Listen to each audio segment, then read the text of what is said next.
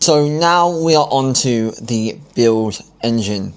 The build engine relates to the fulfillment mainly of your actual clients themselves, okay? Now, the build engine essentially takes the principles, or a great deal of the principles of the acquisition engine, both on the front end, the sort of Andromeda friendly angles, their offer, whatever they're selling to, drive the maximum efficiency of their spend, to the back end acquisition engine to acquire and retain the existing customers, okay? Before I jump into the elements of that, I'm just going to throw us over to an important note, right? Now, I don't want to teach anyone to suck eggs. I'm purely just showing the underlying principles that the AI agency connotation kind of takes into account, right? The service business landscape has not changed. AI has obviously improved the efficiency of things, but every business, an agency and a service business, even an e-commerce business, pretty much most businesses, they pay something in the form of traffic, Google, TikTok, Meta, you name it, right? To drive eyeballs to an offer that is a visual stimulus to their target audience. That target audience then needs to overcome objections in the decision-making process to then buy, and then they need to have a back-end system, an ecosystem, processes as well, to retain those customers, keep them satisfied, track the results, and therefore keep that rebuying up to increase their lifetime value. So, that means that the end result for all businesses is to improve their profit. Obviously, that is your job. When they hire you, it's to improve them making more money. But not just making more money, actually being profitable with making that money. You can make $1 million, but if you're costing $900,000, then the margin is pretty small.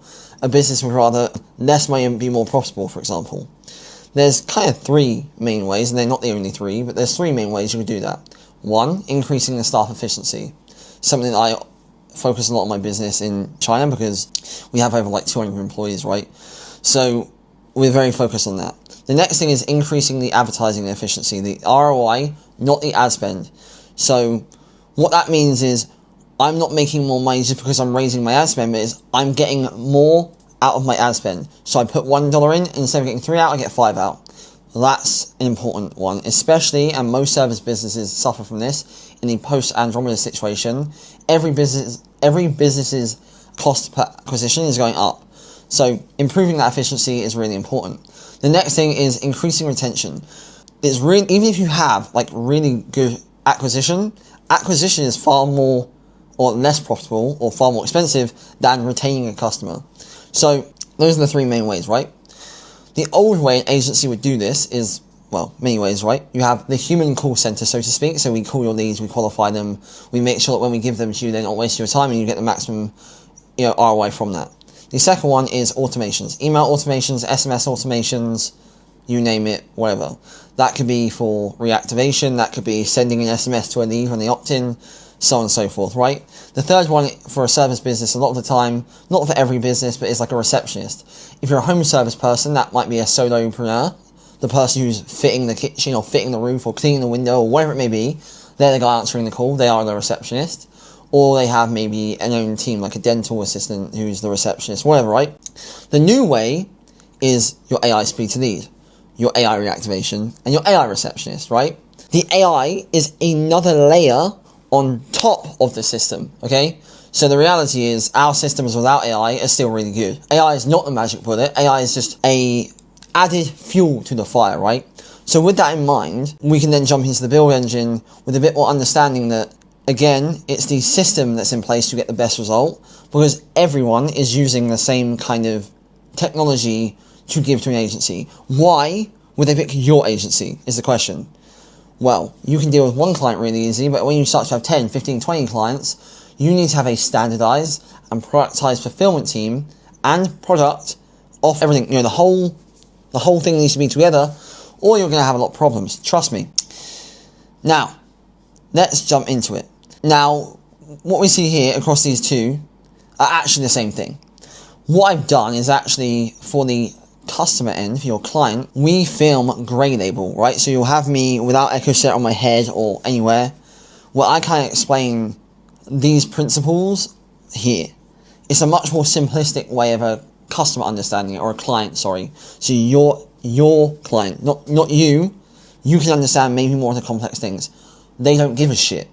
But if they do want to understand or maybe be educated on this, you can give it to them. But anyway, let me jump into what we do, or what we can do, right? To start, the installation of the Service Business Snapshot is what I call all-inclusive. Again, it's productized. It's personalized by the inputs of the onboarding forms that we build for them. However, outside of our snapshot that handles AI reactivation, empty lead, and receptionist, we also, as I just said, similar to the agency, allow agencies to use our lead generation techniques to improve, and let's just, go back to it, right? To improve the advertising effectiveness. You can install the AI speed to lead, but if they're running shit ads, then the speed to lead is not efficient. We understand that, so we also look at that as well. We can do that as well, done for you with your clients, so that you basically are paying our team to do it for you, so you don't even have to hire a team yourself. But it's completely similar. We look at what they do, their offer, and then we create angles that really shoot into the pain points of their ideal customer persona, their ICP. We then have a landing page specific.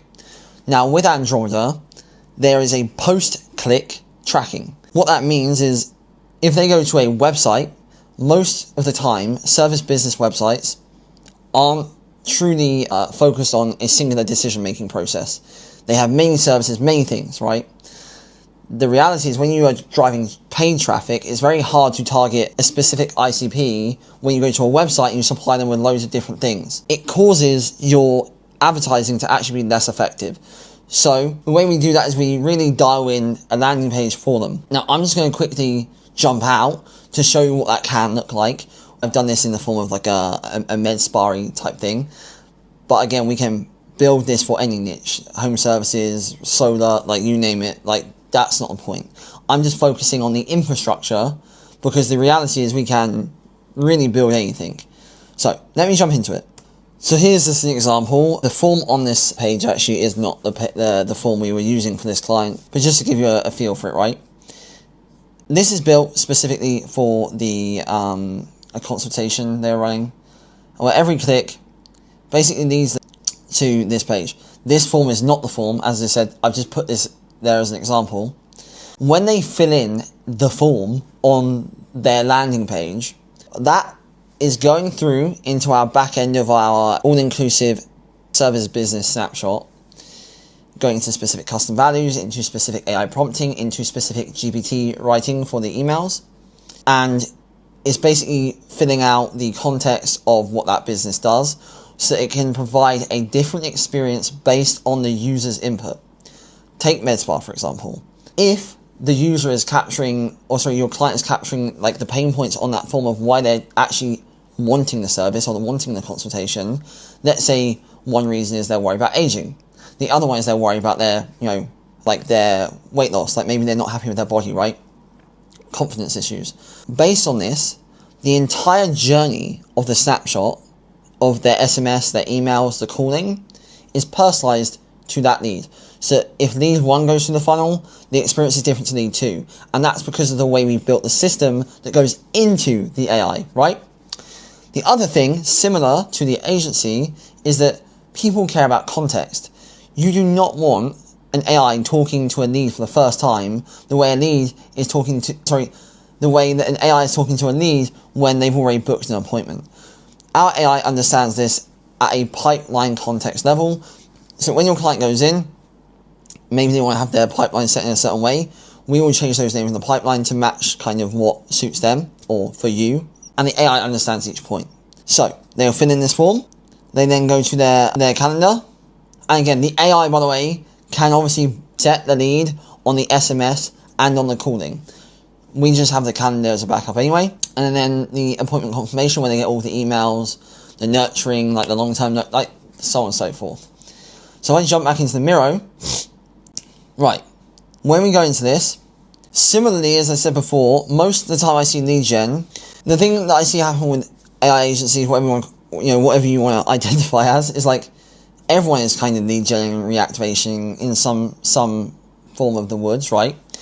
a lot of the times I see lead generation happening is they don't even run retargeting ads. Similarly, is when you're driving, even if you've got a really strong advertising on the front end to cold traffic, you need to nurture those leads that are visiting the website but not taking action, because there's a reason they're not taking action. So we show you the ways, or again, you can either, at this point, if it's being done for the client, we can just do the tech build out. And you can do the copywriting, the angles for Andromeda, if this is what your agency offers, or you can introduce this to as an agency offering through us, right? The point being is agencies don't do it. So when you do the retargeting, this is to aim at overcoming certain objections or certain fears or certain things for the specific ICP on why they have not taken action. That's your cyclical process of driving eyes to the business. They're taking, maybe they're not taking action, maybe they booked a call, you need to get that no-show rate up, you need to pepper them with education, trust, authority. That's on the advertising end. This is kind of passive. You're not having to do anything, the ads are just showing the right people. On the back end, it's similar. When they come in as a new lead, we can obviously register that in the conversion API, and then they're getting nurturing. That can be texting and calling, or just texting with email. We basically have two variations of the snapshot, depending on what you want to sell. If you want to upsell calling, you can. If you don't, whatever, you just tell us. And it's going to go through, right? If the lead responds, it's going to set the appointment, book it into the calendar. If it doesn't respond, it's going to do a short-term follow-up. That's a bit more aggressive. We found that actually works to increase the conversion rate into the booked appointment. And we, again, send that conversion data back to the pixel. This is a big thing. Now you're improving the lead quality because you're using Andromeda-friendly content. You're retargeting them to convert more people.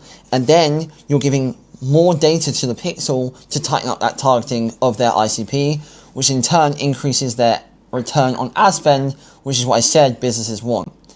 Then, the other important thing, right, is the long-term nurture. So if leads do not book, or they do book and maybe turn up to the, barber, wherever it may be, this is where we can kind of customize it a little bit per client.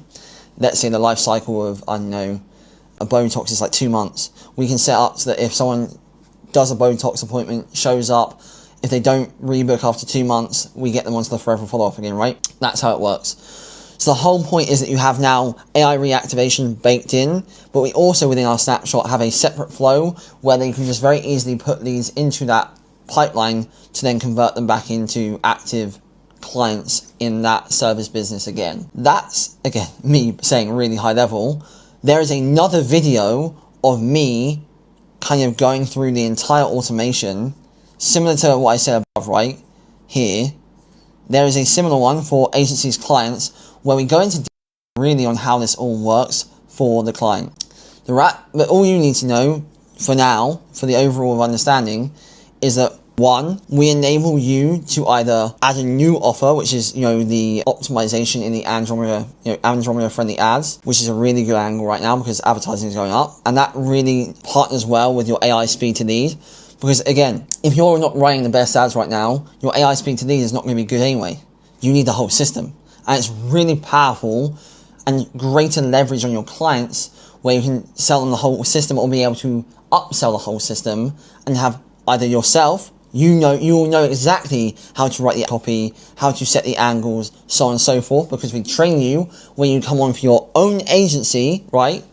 Or you have my own team, dedicated and set within your business where we create the copies, we do the media buying for you, and we do the builds for you as well, and the support and everything like that.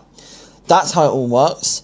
That, again, is enough of an understanding of the process before you dive deep into the weeds of actually joining EchoSetter. But the summary is, we can do the ads, we can help you do the copy, we install the ability to do speed to lead, reactivation, and I've completely forgot, and receptionist. And that will obviously include, any call handovers, changing of voices, different qualification questions, so on and so forth. So, I hope that helped. I hope you found that interesting, and yeah, I'll see you soon.